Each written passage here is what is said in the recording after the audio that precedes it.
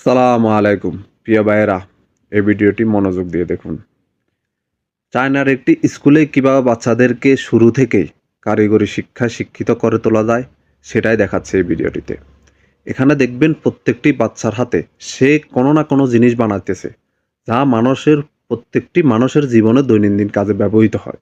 এই জিনিসগুলোই চায়নার স্কুলে তারা শিখাইতেছে বাচ্চাদেরকে, যা এই বাচ্চারা ভবিষ্যতে শিখে হয়তো ব্যবসায়ী হবে, নয়তো একজন উদ্যোক্তা হবে, আর নয়তো একজন শ্রমিক হবে, দক্ষ শ্রমিক, যে বেকার থাকবে না।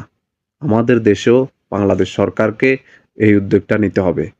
গান বাজনা নৃত্য না শিখিয়ে প্রাইমারি বিদ্যালয় থেকে কলেজ ইউনিভার্সিটি পর্যন্ত কারিগরি শিক্ষাগুলোকে বাধ্যতামূলক করা, যাতে বাংলাদেশের আগামী প্রজন্ম বেকার না থাকে, যাতে তারা কারিগরি শিক্ষায় শিক্ষিত হয়ে নিজে কিছু করতে পারে এবং দেশ মানুষের জন্য কিছু করতে পারে।